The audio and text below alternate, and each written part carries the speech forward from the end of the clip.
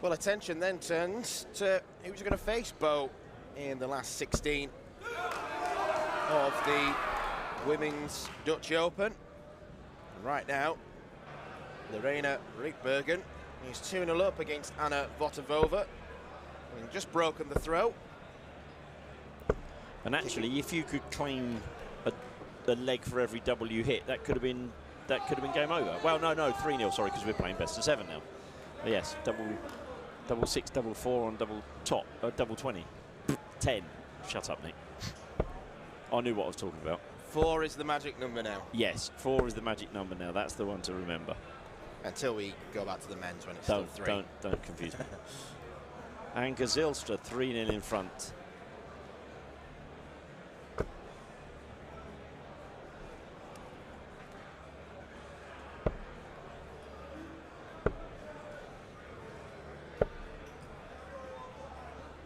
I've seen Anka Zylstra a lot today on the stream, just not her games. She's always been in the background. She's always seemed to be on board D. Yes. Very much the bridesmaid today. Sophie McKinley and Christine Hyde, I thought had finished, but because of my error when knowing it was the best of 7, hadn't, is now 3-3. So they're playing a deciding leg there.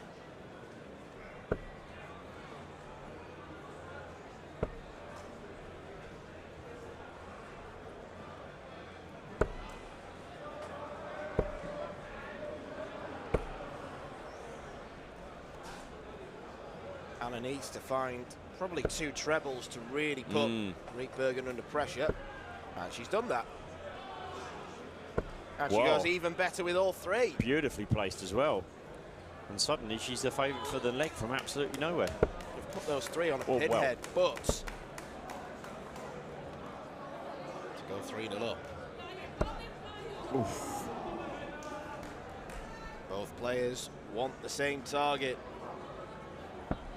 Anna gets it first time of asking. Lovely dart on the Czech thrower.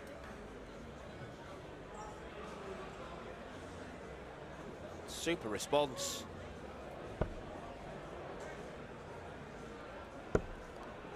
Sophie McKinley has just missed a 1-4-7 to win the match against Christine Hyde. She left double 8 and has now gone inside the double 8 to lead double 4. And Christine is back on 1-9-6, so Sophie definitely the favourite in that one.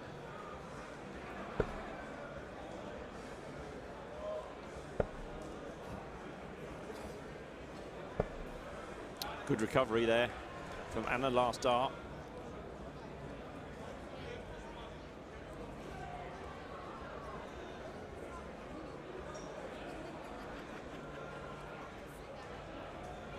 I think we may have had a slight error with the scoreboard there. Yeah, 83 scored us. Yeah.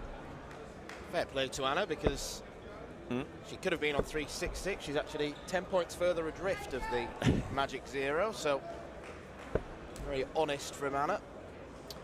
It's a good time to call out for the markers that stand there the whole day on this TV lane, and Max is the young lad doing this particular game. A friend of mine. I've got a story about a pair of trousers and Max I'll tell you about in a bit. You'll be interested to hear, or maybe not. I'm very interested. I love hearing stories about trousers. Okay. I won't ask about your normal life then. But yeah, the markers that stand here from 10 AM through to the end of the day, they love it because they're up close and personal with a lot of the best dart players in the world. But it's also a long day. I had a 4-hour stint refereeing at the Romanian Open last week, and I must confess I had to come down, and once I'd sat down I wasn't getting up for a fair while, I must admit. It was the legs were aching a bit. Not that I was complaining, had some fantastic matches, but it does take it out of you. And you were saying yesterday, Dan, about we mentioned in the markers and the brilliant work they've done, but the players some of these players were up here at 10 o'clock this morning having their first game. Many of them were in before that having their practices as well, and we could still be here 7, 8 o'clock tonight. So we're talking 10-hour day for some of these people that get through to that last 1 to 8 in the men, or indeed the final in the ladies tournament. Long old stint. Just seen there in the bottom of your picture, Lorraine Winstanley taking on Chris Savary from Wales.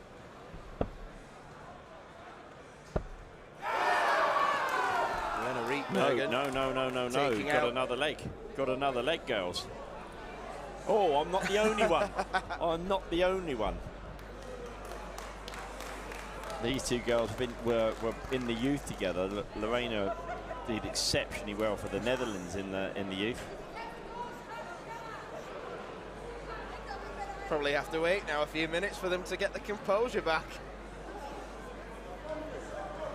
So I think Lorraine lip reading, is it best of 7 absolutely, now? Absolutely. Oh, right, okay, we're best of 7. Well, I feel a little bit better about that because I made myself look a right mug by missing out, claiming a game with 3-2 win, and they were still throwing.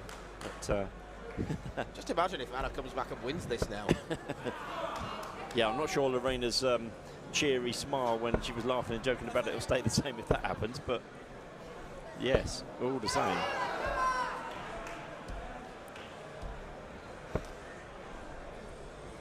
Sophie McKinley did indeed beat Christine Hyde. She's going to take on Kirsty Hutchinson next.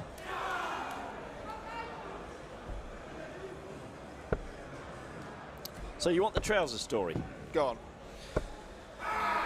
The World Cup, the WDF World Cup. Ooh, I'm terrible with years. 2017, 2018 was in Japan.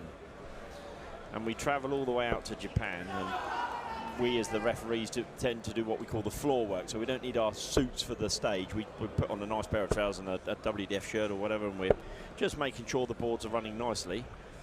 We get there, myself and Joe and Marco and a few others, we went there a few days early, have a look around Japan, lovely.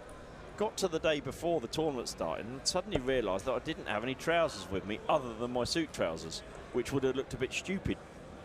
So we decided to have a day out wandering around Japan trying to find Nick Rolls a pair of trousers. Well, Nick Rolls is 6'4", 6'5", and finding a pair of trousers in Japan for a person that height was not having. They brought out several pairs, but they'd look like a pair of shorts on me, so it wasn't to be. So having marched around for about 3 or 4 hours, just beginning to think, my God, what am I going to do now? Well done, Anna, for winning the 5th leg. Sorry for talking about my trousers whilst you're playing. We get back to the hotel, and Max, who'd come round on the day out with us because he come over there as one of our markers, said, actually, I reckon we're about the same size. And he had a spare pair of trousers, and he was exactly the same size as me. So we spent the whole day going around Japan, and in the end, I wore Max's trousers for the week. There you go. What a man. The story. Spent all day marking and lens trousers. And lens trousers. What more can you say? That is a true story. Proper Good Samaritan act. What would you have done otherwise? You'd have just had to wear the suit trousers, well. I would have had to, yeah. I mean, they're not Larry. I mean, we're not talking an Anthony Dundas or a Peter Wright style of trouser, but just a bit different from a normal grey trouser, like the grey trousers I have on now, but... Meanwhile, back at Lerena Rietbergen against Anna Votavova, Anna very rudely interrupted me by winning the 5th leg to make it 3-2. So your comment of what wouldn't it be funny if Anna won this game now, having shaken hands at 3-1, was one step closer.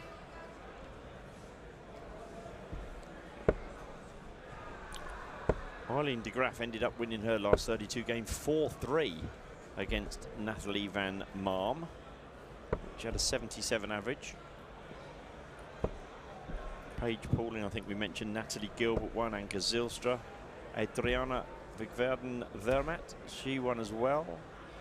Sophie McKinley, Kirsty Hutchinson, Tori Kewish, Lorraine Hyde, and of course Bo Greaves. They have all progressed into the last 16, which is exactly what these two ladies are trying to do.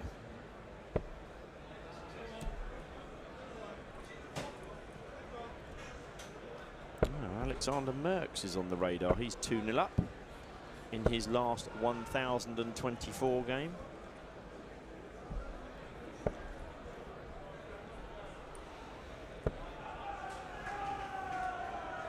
Stefan Schroeder number 27 seed, 2-1 up.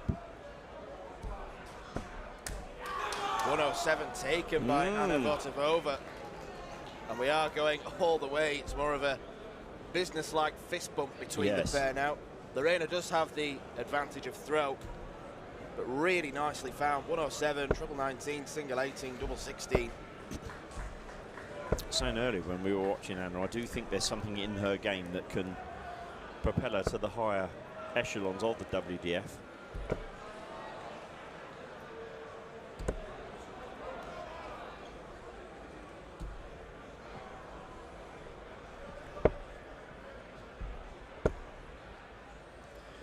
There's one thing for sure, Lorena's darts aren't going to fall out the board.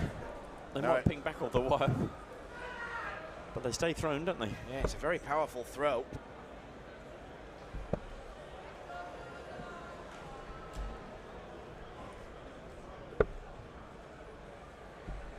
Lots of extension with the arm. It's textbook technique, really.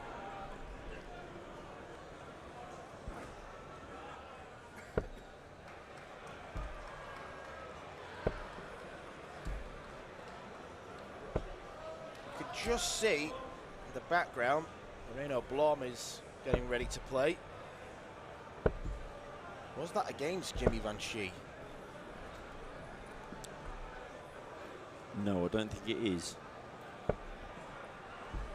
Just while Dan's looking that up, I can tell you that these two ladies, Lerena Rietbergen averaging 72, Anna averaging 75, so a good contest here between these two ladies, and very even as the score would suggest.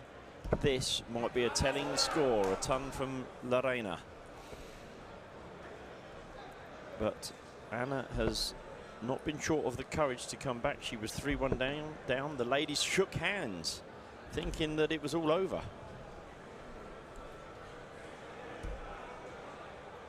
And it wasn't. And that 42 has not helped at all. Drifting into the 7 has left her on a bogey number. In the meantime, it's double 18.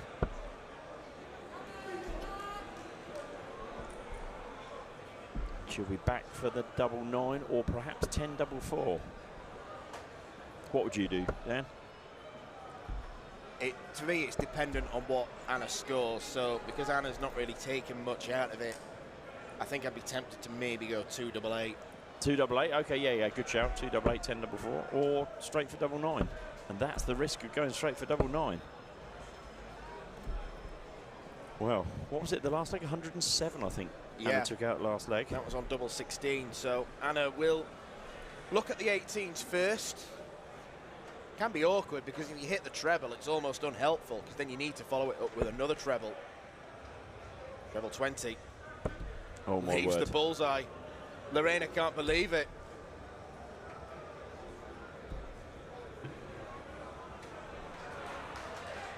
A few nods of the head, almost in concession. Oh. It's wide of the mark. Lerena lives on. She does. At least she didn't hit the 9 last start, and she has managed to leave herself 3 at double 4, theoretically.